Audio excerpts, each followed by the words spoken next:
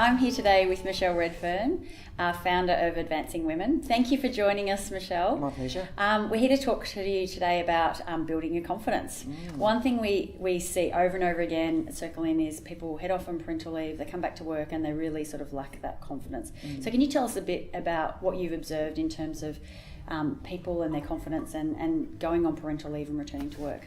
Yeah, I think the whole thing around going on parental leave, and particularly when it's your first lot of parental leave, is the identity shift. Yeah. And so many of us invest a lot of our energy and our emotion in what we do, which is not a wrong thing to do. So when what you do changes, and we see this when women are on parental leave, when redundancy occurs, when any major change occurs to the workplace, an identity shift occurs. So it's suddenly, well, what am I good at, and who am I, and confidence can take a real battering as a result.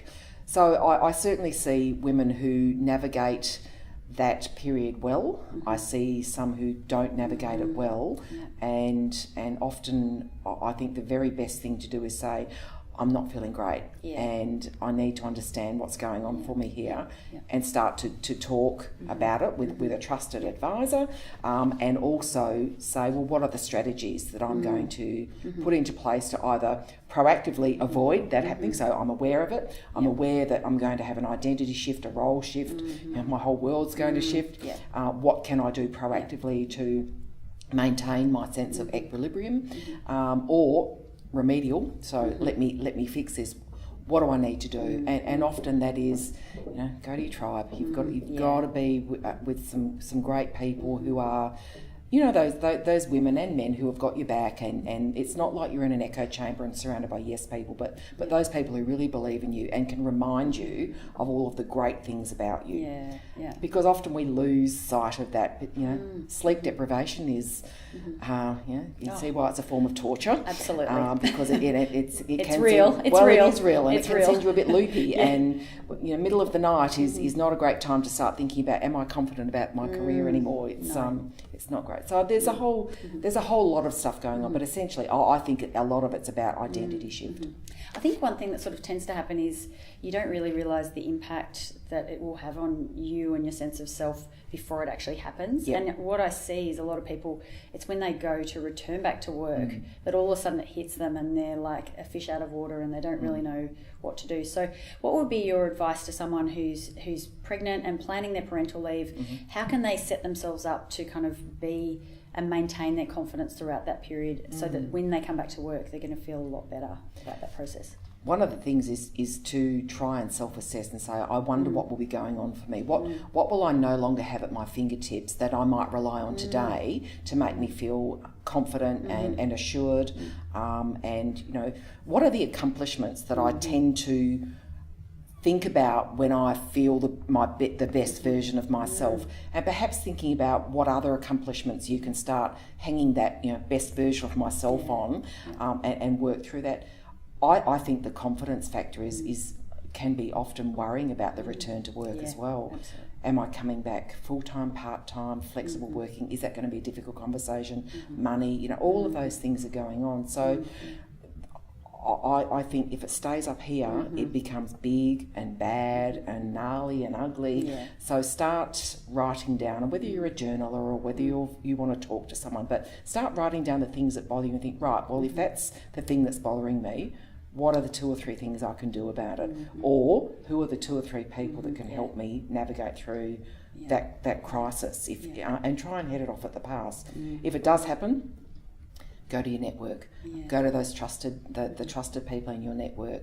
Don't suffer in silence, and don't keep it in your own head. Yeah, that's such good advice. And it can be a very isolating experience, and we tend to sort of think, well, we can do it all. Surely, why would this be something that, is upsetting me or rocking my confidence?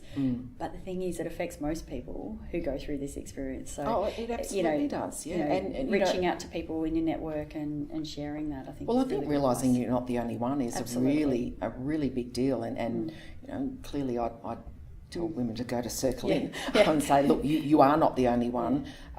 You will be experiencing things that someone probably Someone else probably has, and they've probably written about some strategies about how to overcome this. And reaching out to your network can be even reaching. What is the information at my fingertips? We're so fortunate that we've got so much information at our fingertips. Although that can be a double-edged sword because Dr. Google.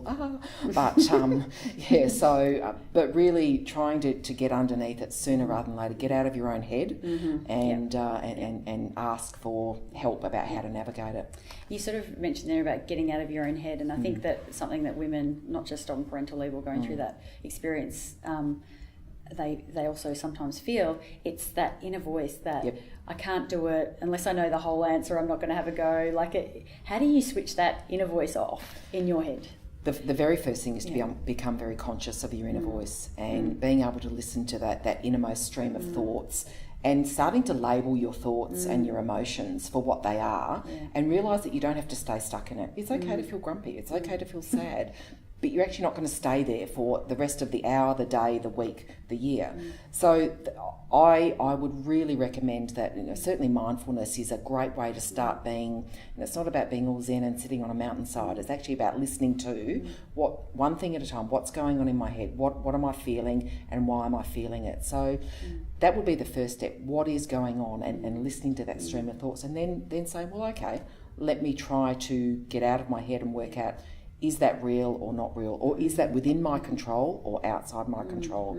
The old saying, don't sweat the small stuff. Absolutely. My partner has a great saying. She'll just say to me, Misha, 5-year rule. Yeah. If it's not going to matter in 5 years, you kind of need to let it go now.